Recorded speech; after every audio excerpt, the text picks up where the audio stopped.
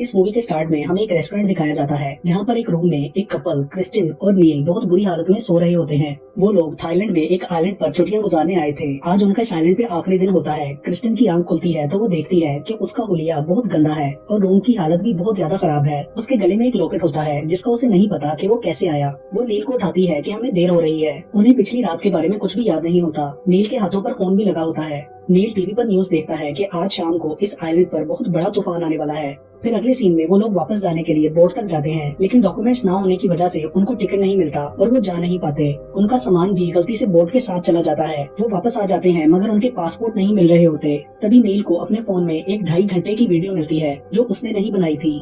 रात के बारे में जानने के लिए वो वीडियो देखने लगते हैं। उस वीडियो में देखते हैं कि वो लोग किसी बार में होते हैं और मैडी नाम की एक वेट्रेस उनको ड्रिंक में आइलैंड मैजिक बताकर कुछ मिला देती है। वो क्रिस्टिन पी लेती है और वो नेकलेस भी क्रिस्टिन को वही लड़की पहनाती है। फिर क्रिस्टिन की हालत खराब होने लगती है और आगे वीडियो में स्क्रीन ब्लैक हो जाती है। फॉरवर्ड करने पर नजर आता है कि नील एक गार्डन में क्रिस्टिन के साथ जबरदस्ती करता है और फिर उसका गला दबाकर मार डालता है और गड्ढा खोदकर उसे वहीं बंद कर देता है। ये सब देखकर क्रिस्टिन गुस्से में आ जाती है और खुद को वॉशरूम में बंद कर लेती है। उसे अपने गले पर दबाने के निशान नजर आते हैं तो वो उस नेकलेस को उतार देती है, लेकिन नेकलेस उतारते साथ ही उसे अजीब गंदी सी वॉमिटिंग होने लगती है। नील दरवाजा तोड़कर उसे संभालने के लिए उसके पास आता है। तभी वहाँ होटल स्टाफ मेंबर समांथा और उसकी बेटी आ जाती हैं। वो उनका हाल पूछती हैं और वो लोग बाहर आ जाते हैं। उस बच्ची को क्रिस्टिन का लॉकेट मिलता है तो वो उसे दोबारा पहना देती है। फिर समांथा उन्हें डॉक्टर के पास भेजती है। नील डॉक्टर को उस रिंग का बताता है तो वो कहता है कि उसकी वजह से तुम्हें हेलुसिनेशंस हो रही हैं। वो डॉक्टर को मूवी दिखाते हैं लेकिन वो बिलीव नहीं करता। डॉक्टर उसे एक दवाई देता है लेकिन वो नहीं पीती। वापसी पर वो लोग एक कैफे में खाना खाने के लिए रुकते हैं। वहाँ पर एक वेट्रेस क्रिस्टिन के गले में मौजूद उस लॉकेट को अजीब नजर से घूरती है तो क्रिस्टिन वो लॉकेट फिर से उतार देती है।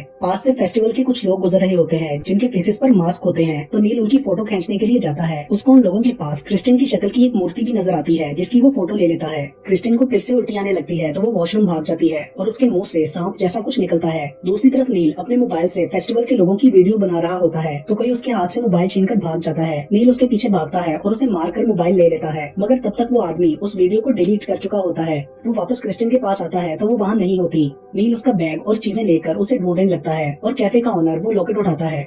दूसरी तरफ हम देखते हैं क्रिस्टिन को होश आता है और एक औरत अपनी आंख से कोई लिक्विड निकालकर इंजेक्शन में भरती है और फिर उसे क्रिस्टिन की आंखों में डाल देती है, जिसके बाद क्रिस्टिन चीखने लगती है। उसके आसपास बहुत अजीब से लोग होते हैं। नील क्रिस्टिन को ढूंढ रहा होता है तो कैफे का ओनर उसे आकर कहता है कि आपकी बीवी मिल गई है। क्रिस्टिन की हालत बहुत खराब होती है। उसके बाजू से खून भी निकल रहा था और वो लॉकेट दोबारा से उसके गले में था। कैफे में जाकर क्रिस्टिन नील को बताती है कि मेरी आंख खुली तो मैंने अपने आसपास कुछ अजीब लोगों को देखा जिनके मुंह और आंखें स्टिच थी और उसको सारी बात बताती है। तो नील उसे उस पुतले की फोटो दिखाता है जिसे देखकर वो भी हैरान होती है। अचानक उनको वहाँ मैडी नजर आती है। वो लोग उसके पीछे भागते हैं तो वो गायब हो जाती है। तो वो उस टैटू शॉप में जाते हैं जहाँ से मैडी निकली थी और शॉप के ओनर कांधा से मैडी का पूछते हैं मगर वो जवाब नहीं देती। फिर क्रिस्टिन उससे लॉकेट के बारे में पूछती है तो वो औरत कहती है कि हमारे यहाँ ये किसी स्पेशल गेस्ट को दिया जाता है, तुम काफी लकी हो कि ये तुम्हें मिला है। नील उसको कुछ पैसे देकर मैडी का एड्रेस पूछता है तो वो उन्हें पता बताते हुए कहती है कि तुम वहाँ मत जाना, वो जगह फॉरेनर्स के लिए नहीं है। लेकिन नील कहता है कि हम पहले भी वहाँ जा चुके हैं। फिर वो ढूंढते हुए उस जगह पर जाते हैं जो किसी फॉरेस्ट के अंदर थी। वहाँ बैठे कुछ लोग क्रिस्टिन को देखकर बहुत खुश होते हैं।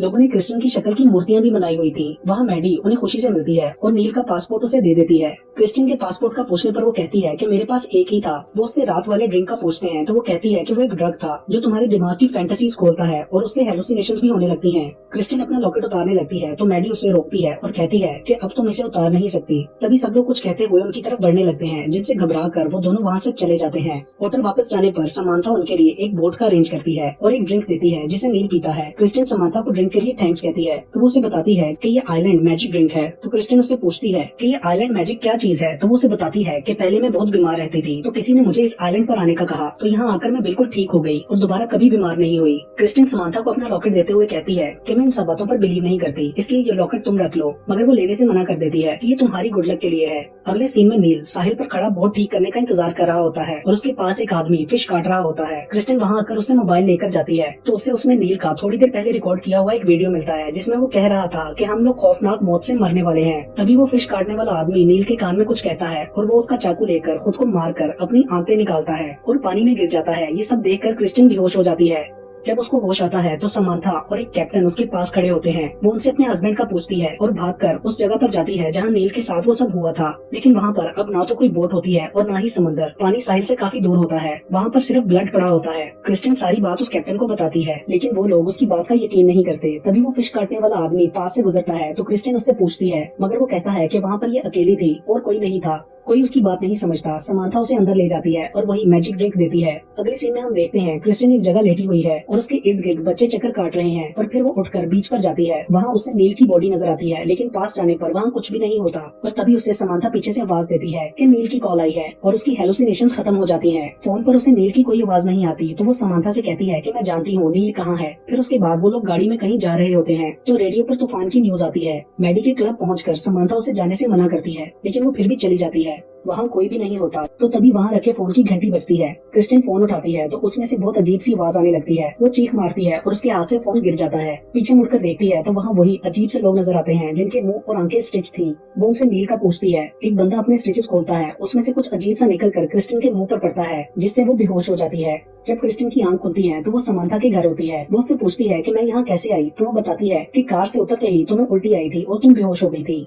उसके पेट में दर्द होता है तो वो वॉशरूम जाती है और वहाँ पर वो लॉकेट उतार देती है। तभी उसे विजन्स आने लगते हैं कि उसके साथ क्या हुआ था। उनमें हम देखते हैं कि वही अजीब से लोग उसे उठाकर लाए थे और उसकी पैंट्स उतार कर उसके जिस्म में कुछ डाला था। उसे शीशे में नील भी नजर आता है। तभी समांथा वहाँ आकर उसकी हालत देखती है और उसे नेकलेस दोबारा पहना देती है और उसे डॉक्टर के पास जाने का कहती है और बोलती है कि नील मरा नहीं है, बल्कि वो सिर्फ कुछ टाइम के लिए तुमसे दूर हो गया है, क्योंकि उसने मुझे वो वीडियो दिखाई थी और उसे डर था कि वो कहीं सच में तुम्हें मार ना दे। ये सब सिर्फ तुम्हारा वहम है। फिर वो उसे उसी डॉक्टर के पास लेकर जाती है। वहाँ पर वो उसे बताते हैं कि तुम प्रेग्नेंट हो। क्रिस्टिन इस बात का यकीन नहीं करती। उसे वहाँ पर वो टैटू शॉप वाली औरत कांदा भी नजर आती है। फिर वो लोग उसका अल्ट्रासाउंड करते हैं। तभी एकदम से जोर की आवाज आने लगती है और लाइट्स फ्लिक करने लगती हैं। वो लोग क्रिस्टिन को कोई इंजेक्शन लगाने लगते हैं तो वो वहाँ से भाग जाती है। बाहर उसको वो कैप्टन मिलता है और उससे कहता है कि तूफान आने वाला है और आप यहाँ से चली जाएं। मगर क्रिस्टिन उससे कहती है कि मैं अपने हस्बैंड को ढूंढ कर उसके साथ जाऊंगी। फिर क्रिस्टिन उस टैटू शॉप पर जाती है जहाँ कांदा के हाथ में पिस्टल होता है। क्रिस्टिन उससे सबके बारे में पूछती है तो वो बताती है कि 200 सालों से हमारे यहाँ एक रिचुअल है कि यहाँ प्रेग्नेंट औरतों की बलि दी जाती है, जिससे आइलैंड महफूज रहता है और आज रात के तूफान को रोकने के लिए तुम्हारी बलि दी जाएगी। वो उसे बताती है कि नील को कुछ पिलाकर जबरदस्ती उसे तुम्हें मरवा कर हमारी मिट्टी में दफनाया गया।